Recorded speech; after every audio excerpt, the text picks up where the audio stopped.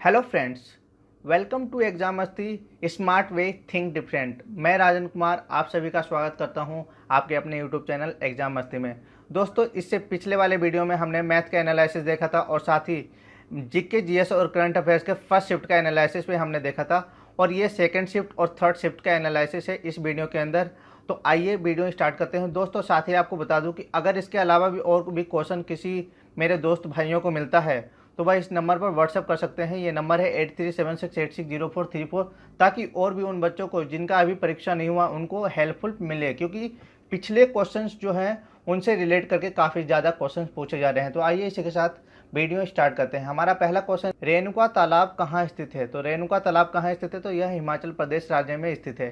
कहाँ स्थित है? हिमाचल प्रदेश राज्य में जो है रेणुका तालाब स्थित है। तो इस पॉइंट को ध्यान में रखिएगा। और दोस्तों, मैं आपको बता दूं कि फर्स्ट शिफ्ट में का जो एनालिसिस हमने किया था उससे काफ़ी ज़्यादा क्वेश्चन जो है सेकेंड शिफ्ट और थर्ड शिफ्ट में देखने को मिला है, यानी कि उसके बिहाफ पे जो है क्वेश्चंस देखने को मिल रहे हैं। तो आपके लिए काफ़ी इंपॉर्टेंट हो रहा है, इन्हें देख कर जाइएगा। किसी भी एनालिसिस को देखने से आपको काफ़ी ज़्यादा हेल्पफुल मिलेगी। तो वीडियो को अंत तक देखें और अंत तक बने रहें। सेकेंड क्वेश्चन है, 100% कार्बनिक केंद्र शासित प्रदेश किसे बनाया गया है? 100% कार्बनिक बोला गया है, 100% कार्बनिक केंद्र शासित प्रदेश। इस पॉइंट को भी ध्यान में रखिएगा।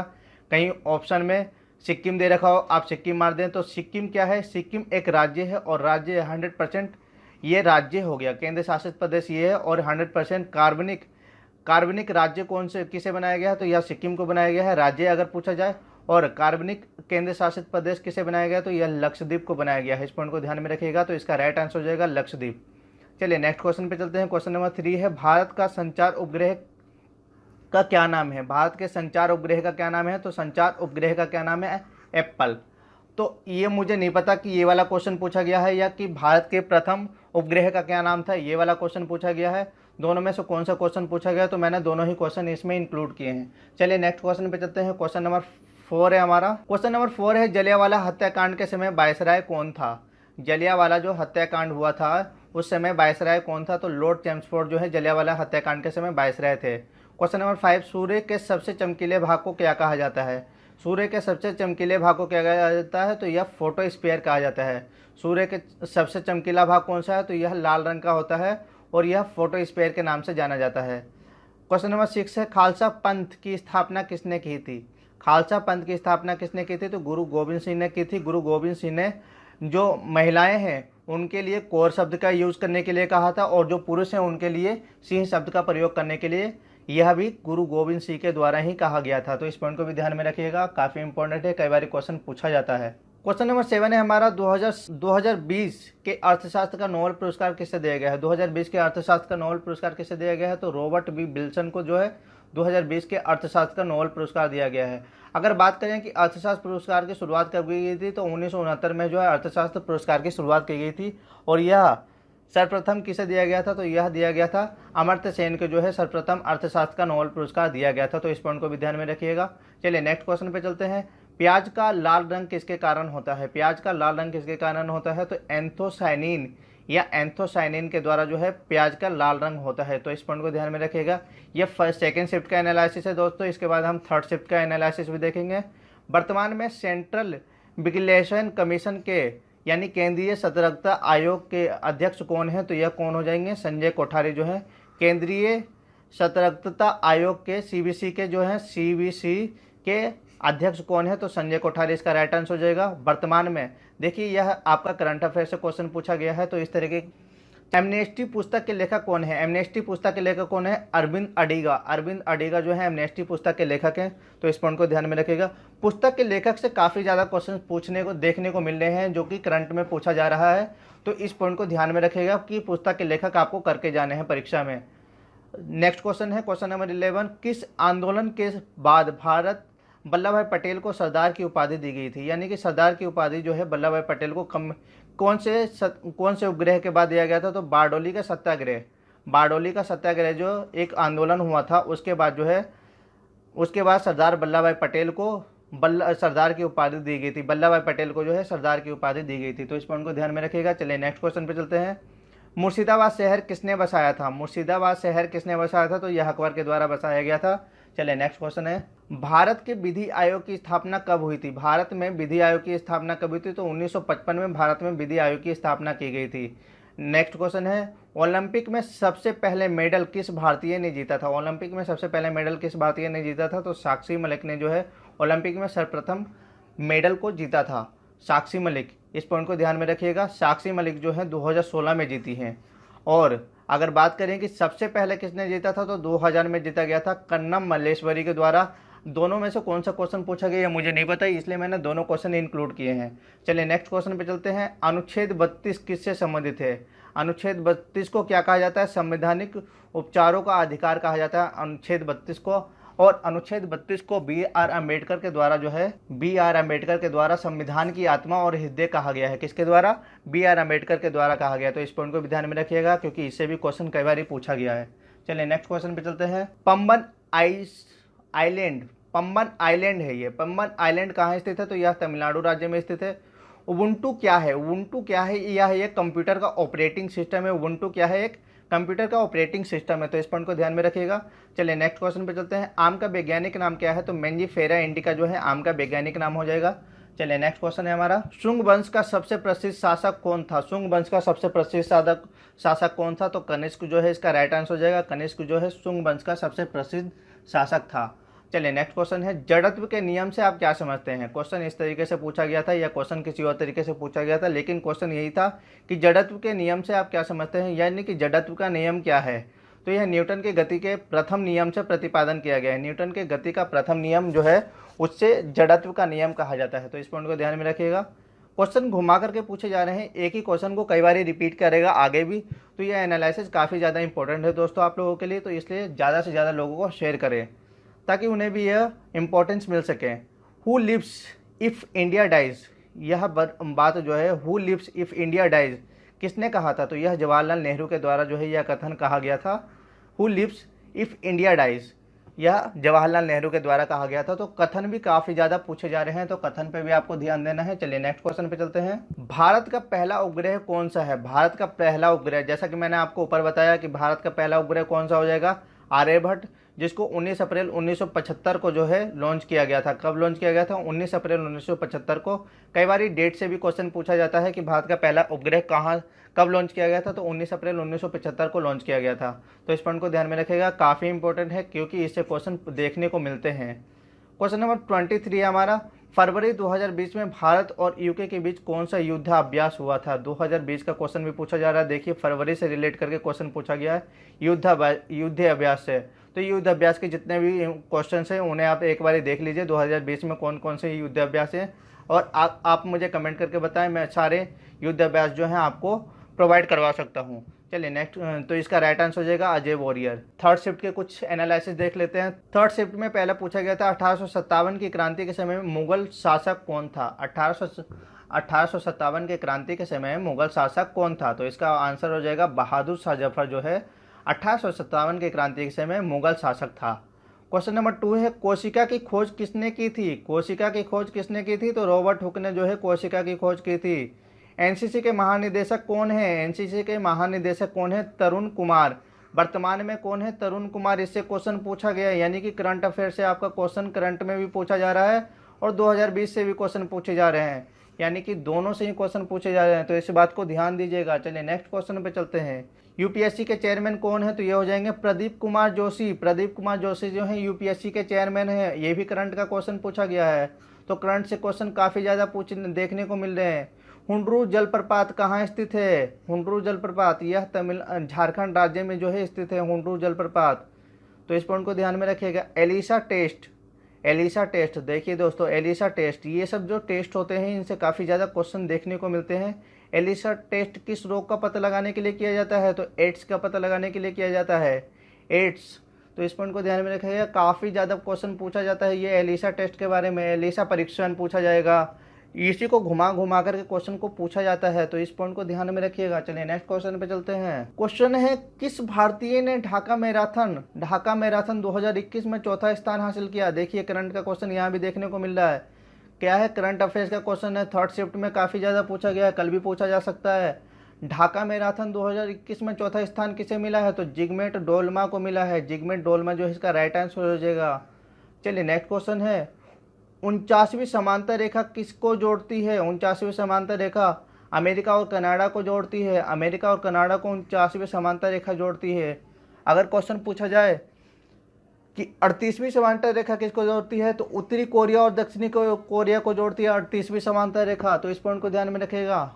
और अगर पूछा जाए कि भारत और चीन को जोड़ने वाली रेखा कौन सी है, तो 39वीं समांतर रेखा के नाम से जाना जाता है भारत और चीन को जोड़ने वाली रेखा, जिसे मैक मोहन रेखा भी कहा जाता है। इस पॉइंट को भी ध्यान में रखिएगा, इनसे क्वेश्चन पूछे जा सकते हैं।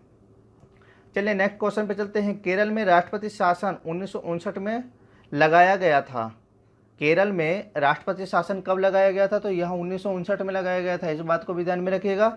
और यह किस अनुच्छेद के तहत लगाया गया था? तो राष्ट्रपति शासन किस अनुच्छेद में लगता है? 356 में। तो 356 अनुच्छेद जो है इसका राइट आंसर हो जाएगा। आर्टिकल 356 जो है इसका राइट आंसर हो जाएगा। चलिए नेक्स्ट क्वेश्चन पे चलते हैं।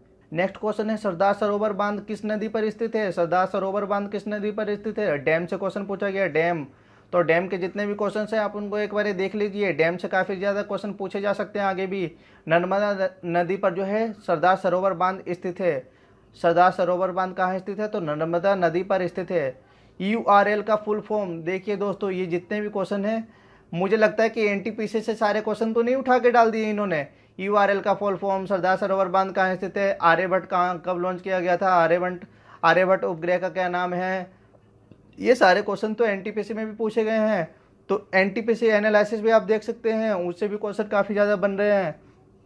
URL फॉर्म ये NTPC में कई बार क्वेश्चन रिपीट हुआ है। जब स्टार्टिंग में NTPC का एग्जाम स्टार्ट हुआ था ना दोस्तों, तो उस समय 5 से 6 बार ये क्वेश्चन रिपीट किया गया है। URL का फुल फॉर्म, तो इसका फुल फॉर्म क्या होता है? Uniform resource locator. Uniform resource locator जो है इसका राइट आंसर हो जाएगा। चलिए नेक्स्ट क्वेश्चन है, ये ऑप्शन बेस्ड क्वेश्चन था कि इनमें से आउटपुट डिवाइस कौन सा था? तो ऑप्शन में आपका था प्लॉटर। प्लॉटर जो है आपके ऑप्शन में दिया हुआ था, तो प्लॉटर जो है इसका राइट आंसर हो जाएगा। आउटपुट डिवाइस पूछा गया है और ऑप्शन में आपके था प्लॉटर।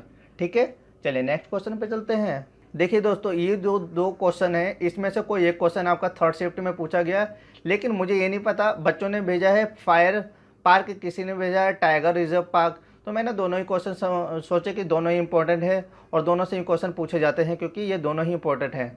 तो फायर पार्क कहाँ स्थित है? फायर पार्क ओडिशा राज्य में स्थित है। और टाइगर रिजर्व पार्क कहाँ स्थित है? तो यह पश्चिम बंगाल राज्य में स्थित है। तो दोनों ही क्वेश्चन इंपॉर्टेंट हैं, दोनों को ही देख सकते हैं आप। नेक्स्ट क्वेश्चन है, बेस्ट एम्पायर अवार्ड 2020। देखिए अवार्ड से भी क्वेश्चन पूछा जा रहा है, अवार्ड से भी क्वेश्चन देखने को मिल रहे हैं कि बेस्ट एम्पायर अवार्ड 2020 किसे दिया गया था? तो नीति मेनन को दिया गया था। नीति मेनन को जो है बेस्ट एम्पायर अवार्ड दिया गया था 2020 का। तो इस पॉइंट को भी ध्यान में रखिएगा। चलिए नेक्स्ट क्वेश्चन पे चलते हैं। कुष्ठ रोग किससे होता है? कुष्ठ रोग किससे होता है? तो जीवाणुओं से जो है कुष्ठ रोग होता है। इस पॉइंट को ध्यान में रखिएगा। ओलंपिक खेलों में किस भारतीय महिला ने सर्वप्रथम स्वर्ण पदक जीता था? ओलंपिक खेलों में सर्वप्रथम किस भारतीय महिला ने स्वर्ण पदक जीता था? देखिए दोस्तों, ये क्वेश्चन जो है आपका सेकेंड शिफ्ट में पूछा गया था या थर्ड शिफ्ट में पूछा गया है, ये बच्चों ने डिक्लेयर नहीं किया है। लेकिन जो आपका सेकेंड शिफ्ट में भी है, सेकेंड शिफ्ट में भी एक क्वेश्चन या तो यही वाला पूछा गया है, ना तो फिर साक्षी मलिक जो 2016 में उनको वेट लिफ्टिंग के लिए मिला था वो वाला क्वेश्चन पूछा गया है। तो दोनों ही क्वेश्चन आपके लिए काफ़ी इंपॉर्टेंट है, दोनों ही क्वेश्चन पूछे गए हो सकता है। ओलंपिक खेलों में किस भारतीय महिला ने सर्वप्रथम स्वर्ण पदक जीता है? तो कन्नम मल्लेश्वरी ने वेट लिफ्टिंग में 2000 में जो है इन्हें मिला है। तो इस पॉइंट को ध्यान में रखिएगा। चलिए नेक्स्ट क्वेश्चन पे चलते हैं। रेसलिंग में पहला मेडल किस भारतीय ने जीता है? रेसलिंग में पहला मेडल किस भारतीय ने जीता है? देखिए दोनों क्वेश्चन मैंने यहाँ भी इंक्लूड किए हैं क्योंकि दोनों ही क्वेश्चन काफ़ी ज़्यादा इंपॉर्टेंट है। तो रेसलिंग में किसने जीता? साक्षी मलिक ने 2016 में जीता है। तो इस पॉइंट को ध्यान में रखिएगा। चलिए नेक्स्ट क्वेश्चन पे चलते हैं। भारत के पहले विधि आयोग की स्थापना कब की गई थी? भारत के पहले विधि आयोग की स्थापना कब की गई थी? तो विधि आयोग की स्थापना 1955 में की गई थी। उस समय जो तत्कालीन अटॉर्नी जनरल कौन थे? तो ये थे MC शीतलवाड़ा की अध्यक्षता में जो है तात्कालीन जो है यानी कि आपातकालीन, उस समय जो है इमीडिएटली इसे लॉन्च करना पड़ा था। तो विधि आयोग की स्थापना कब की गई थी? 1955 में। और उसमें कौन थे जनरल अटॉर्नी? तो MC शीतलवाड़ा थे। तो इस पॉइंट को भी ध्यान में रखिएगा। चलिए नेक्स्ट क्वेश्चन पे चलते हैं। 2020 में IIT रैंकिंग में प्रथम स्थान पर कौन रहा? 2020 में आईआईटी रैंकिंग में प्रथम स्थान पर कौन रहा? तो आईआईटी मद्रास जो है प्रथम स्थान पर रहा। इस पॉइंट को ध्यान में रखिएगा। क्वेश्चन नंबर 21 है, मुख्यमंत्री माटी कला रोजगार योजना कौन से राज्य से संबंधित है? मुख्यमंत्री माटी कला रोजगार योजना कौन से राज्य से संबंधित है? तो यह उत्तर प्रदेश राज्य से संबंधित है। इस पॉइंट को ध्यान में रखिएगा कि मुख्यमंत्री माटी कला रोजगार योजना किससे संबंधित है? तो यह उत्तर प्रदेश राज्य से संबंधित है। नेक्स्ट क्वेश्चन पे चलते हैं। क्वेश्चन नंबर 22 है हमारा, गंगा की किस सहायक नदी को बिहार का शोक नदी कहा जाता है? यानी कि डायरेक्ट क्वेश्चन भी पूछ सकता है कि बिहार का शोक नदी किसे कहा जाता है? या गंगा की किस सहायक नदी? गंगा की सहायक नदी है कौन सी? कोसी गंगा की सहायक नदी है। और बिहार का शोक नदी कहा जाता है, बिहार की शोक नदी के नाम से जाना जाता है कोसी को। तो इस पॉइंट को ध्यान में रखिएगा। काफ़ी ज़्यादा जैसे क्वेश्चन पूछा जाता है तो यह भी आपके लिए काफ़ी इंपॉर्टेंट हो जाता है। चलिए नेक्स्ट क्वेश्चन पे चलते हैं। विश्व जल दिवस कब मनाया जाता है? विश्व जल दिवस मनाया जाता है 22 मार्च को। 22 मार्च को जो है विश्व जल दिवस मनाया जाता है। क्वेश्चन नंबर 24 है हमारा, गोल्डन देयर सोल्ड नामक पुस्तक किसने लिखी है? तो यह सरोजनी नायडू की आत्मकथा के ऊपर लिखी गई है। और यह गोल्डन देयर सोल्ड जो है किसने लिखी है? तो यह सरोजनी नायडू ने ही लिखी है। चलिए नेक्स्ट क्वेश्चन पे चलते हैं। क्वेश्चन नंबर 25 है हमारा,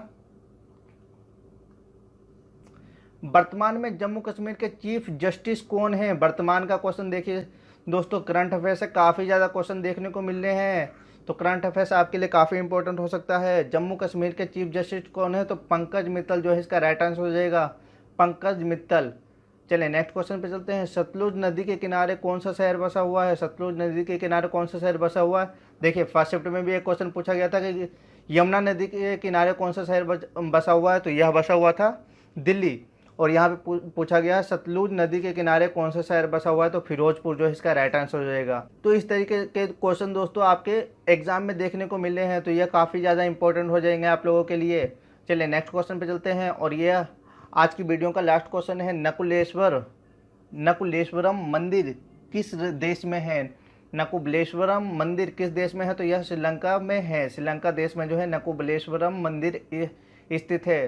तो इस पॉइंट को ध्यान में रखिएगा। और दोस्तों ये जो है सेकंड शिफ्ट और थर्ड शिफ्ट का एनालिसिस है। और आपने अगर हमारे फर्स्ट शिफ्ट का एनालिसिस अभी तक नहीं देखा है तो उसका वीडियो का लिंक मैं इस वीडियो के डिस्क्रिप्शन में दे दूंगा। और साथ में आपको आई बटन पे भी उसका लिंक मिल जाएगा, तो आप यहाँ से भी देख सकते हैं, नहीं तो लिंक डिस्क्रिप्शन में रहेगा, वहाँ से भी देख सकते हैं। तो आई होप कि ये वीडियो आप लोगों को पसंद आया हो। पसंद आया हो तो ज़्यादा से ज़्यादा लाइक शेयर सब्सक्राइब करें।